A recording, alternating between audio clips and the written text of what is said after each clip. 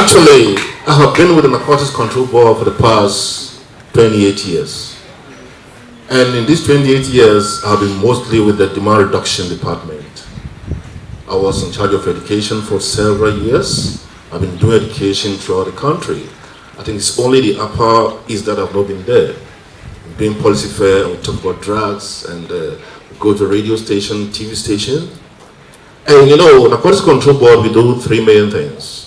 Enforcement and control, making sure that no drugs come to the country.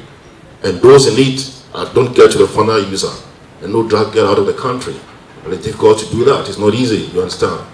Then we do the demand reduction, that is education and prevention. And then treatment, rehabilitation, and social integration. In actual fact, the third aspect has not been so easy. But with time and by the grace of God, we've been able to do a lot about that, And then we have the counseling department. I have a lady behind me here who actually works with the Schoolhouse of St. Francis. I've heard his name several times, but I've not been here before. This is my first time of coming here.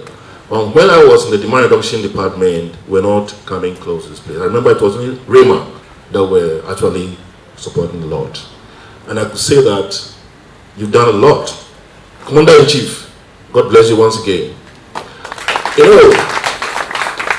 Those days when I was going to the radio station to talk about drugs, I remember I was in TV Africa one evening, and as I was talking, I told them that, look, the most wicked people we can find on the planet Earth are the drug dealers, the drug barons. Very wicked they are. And they asked me why. I said, yeah. I took myself as an example. When I was a small boy, my mother used to sell fruit. When she prepared to sell, she gave me some to eat before selling the rest. After the drug dealer, the drug baron, does he give his children any of the drug to use? I've been saying, if they knew what they were doing was good, in the morning, after they have given them breakfast and dressed them to go to school, you should let them up. Akusia, get one spoon. Kofi, get one spoon. Get one spoon. And go. But knowing that what they are doing is evil and is bad, they never did that. There are cases where some don't even let their children know. The children don't know what their parents are doing. Some wives don't know what their husbands are doing. I remember there was a time when a man and husband, wife were traveling to the States with their child at the airport. And the man was arrested with drugs in his luggage. When he was arrested, do you know what he said? He knelt down, pleading with us to ask the wife for forgiveness for what he had done. He wasn't bothered about the arrest. He said we should plead with the wife. Because the wife never knew that this is what the husband was doing. And it's very wicked. See, precious lives. The gentleman over there, 9 months of pregnancy. I'm not a woman, but I have 2 sons. I know how it is. The first time my wife was pregnant and she was sent to the theater, I didn't sleep throughout the night. The second time, by then mobile phone, come on. She was calling, I was calling. Got to a time I called, there was no response. And I couldn't sleep. Then a phone rang again after some time. When I picked the phone, I was afraid. Then I heard her voice. I thank God. I said, oh, a baby boy. I said, oh, thank God. 9 months of pregnancy. After the pregnancy, 9 months here, then from that day to the age of 5, if you are a responsible parent, you will have your peace of mind. I know what I'm saying. You will have your peace of mind. Because the mother have to breastfeed the child. In the night, the child will not sleep. The father, you have to take care of this child. And if you're in a compound house, your ears and everything are alert. Because the cry of a child tells you something. You must see where the child is. Then to bring up a child to this age, then a wicked, selfish, evil individual, because of worldly pleasure, going for drugs and destroying them. It's very terrible. And I've been saying that I thank God there's a judgment day, because you reap whatever you sow. It's not easy. It's not easy. Seeing lives being destroyed. And in my education, one of the things I realized that most of the people who are destroyed by drugs are very brilliant people. The kind of English they speak, not mine.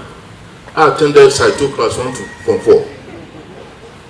Some of them, they tell you preparatory schools, they are destroyed. It's very sad. I feel hurt. And I was glad when I heard that this place is meant for ladies. Because all along, it's been only men. But you remember, there was this Ghanaian, if my history serves me right, Dr. Agri, who said that if you educate a man, you educate an individual. If you educate a female, you educate the nation. In the same way, I can borrow his words to say that if you rehabilitate a man, you rehabilitate an individual. But when you rehabilitate a female, you rehabilitate the whole nation. So, Commander-in-Chief, I once again thank you. Sister Shika, and my mother, and all those supporters, God bless you so much. God bless you so much. And when he was talking about assistance, something occurred to me. You know, in the narcotic law, one thing is that when drug dealers are arrested and their assets are confiscated, part of it is used to fight the drug. And this, most often, I have actually spoken about it when I was in demand reduction. And you know, when I was in Ghana Armed Forces Command and Staff College for my master's degree, my thesis was how to help demand reduction, because all focus seems to be on enforcement. But if possible, the proceeds that we steal from the dealer, some could be used to help the rehabilitation home. Yeah, I think when I go to the office, I'll discuss with my boss. Please remind me, it's late. It's the new law. I thank God.